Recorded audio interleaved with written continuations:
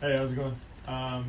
Just wanted to put up another video. It's been a while, but wanted to talk a little bit about how I format practice and the reasons behind why I do some of the things that I do. First and foremost, I like to let the players know in advance of what they're going to do. So we post the macro schedule on Sunday. So for us at the Gophers, we have a Monday, Wednesday, and Friday training blocks. Monday and Wednesday are on field, and Friday is in the gym. So we put that out Sunday evening so guys know how to plan their week. In terms of what we're going to do on a training by training basis, I post a daily schedule about 24 hours out.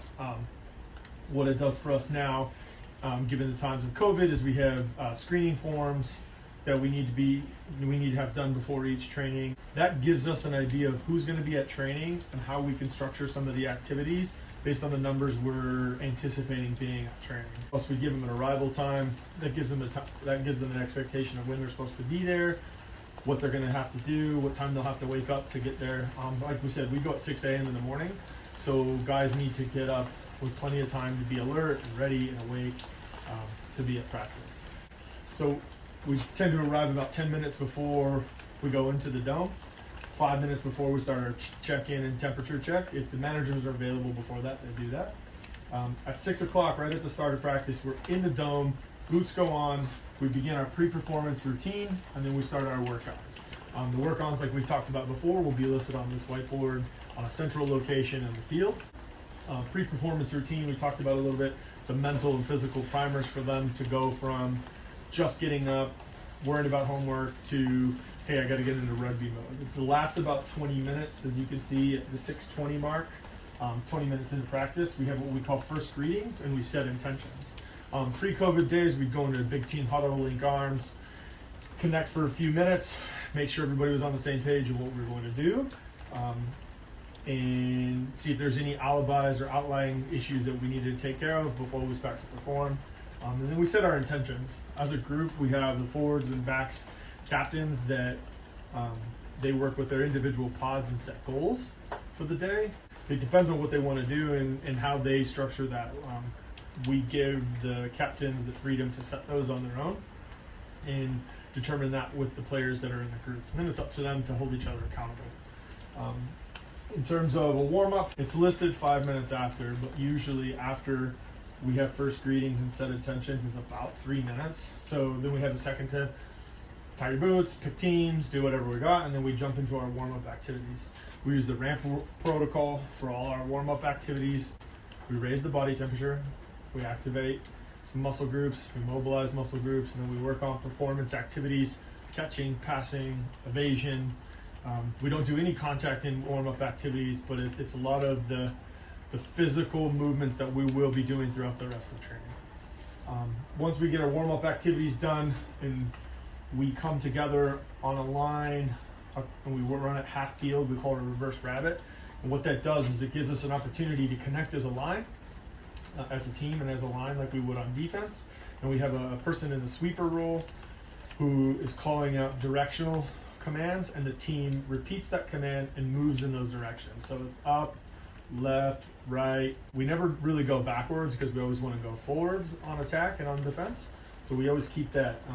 We change up the sweeper who does those because we see it as an opportunity for younger players to lend their voice to practice in a low pressure environment, leadership wise. It's not a competition, it's not an activity where we're seeing specific outcomes or trying to hit certain skills. It's just an opportunity for them to give a command to their team responds to them, and they execute the command. After we do the reverse rabbit, we come together and we get drinks of water. And at the moment, everybody's got their own water bottle and keeps it separate from everybody else's stuff to prevent the spread of COVID. And then we go straight into an intro of our next block. The intro in this little break, which you can see we do it 3 times throughout practice. We schedule those breaks in there. What this does, the reverse rabbit connects us. We go into water, which gives them a chance to sort of switch off for a second, fix their boots, get some tape, do whatever they need, and then we come back and we refocus in the introduction of the next activity. So just having a little bit of a moment to take a break is really good. Because what we do in between those breaks is quite intense, and we are asking them to focus intently and intensely for anywhere between 5 to 20 minutes, depending on the activity, right? Whether we're doing a skill activity or a game activity. So having a little bit of a break built in between all of these things helps us regenerate our focus and concentration. After we get through with our intro, we're ready to go. We break up into our first rotation. One pod will do skill and the other pod will do speed. And then we swap them. So you get 10 minutes in each of them. And that gives us 2 5-minute blocks where we get 4 minutes of work with 1 minute of instruction if we need it. And it helps us progress and do all the things that we like to do in those time frames.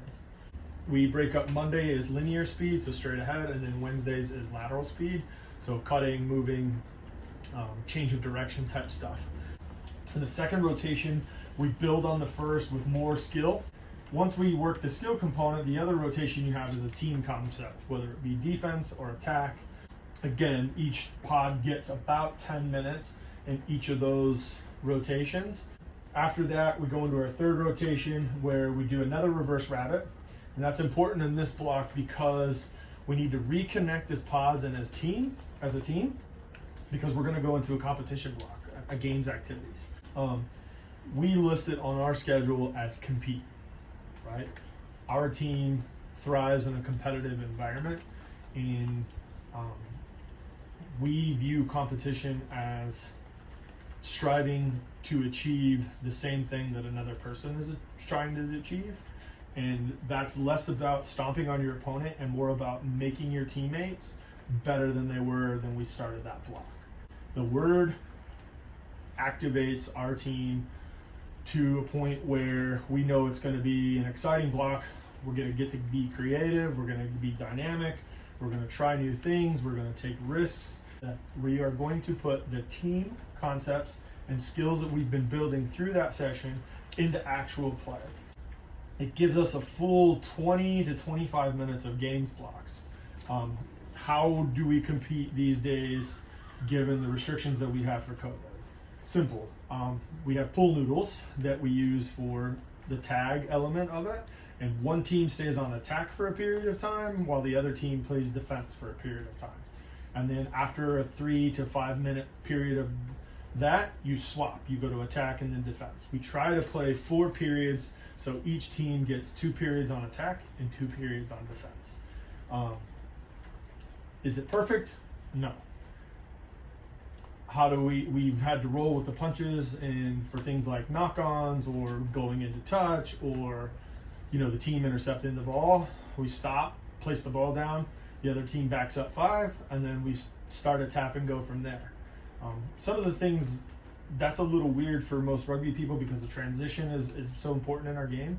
However, for us, it's been interesting and valuable to have more time on one side of the ball or the other, because sometimes you just make so many mistakes. You're constantly in a state of transition and you never really get any continuity.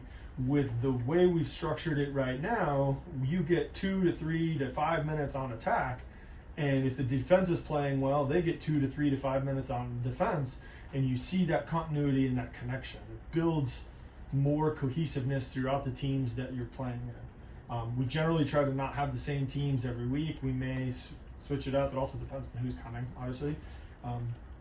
But when we're competing, we're still able to do that. We still have the rule adaptations of like defender takes a knee or does an up down once they make the tag. 2 hands or 2 noodles below the waist. Today, Coach Bob put in the rule where once the defender made the tackle or the tag, they had to sprint to their goal line, touch the goal line, and then sprint back before they could regain their position in the defensive line. So what that does is it creates space somewhere on the field, and the attack has to see that space. So they were just running and they were huffing and puffing. Once we're finished competing, or we get to a good point where we feel like stopping, sometimes these run over because the competition and the games blocks are so good you don't want them to end. However, we always have about a 2 to 5 minute review period at the end of practice, just to come together quick, like how did things go today? Did you have fun? Did you learn? Give everyone an opportunity to speak if they want to. I generally check in with the leaders and the president captains and the president. And then I also try to check in with the coaches as well as our managers, just to have a 360-degree view of what we did that day.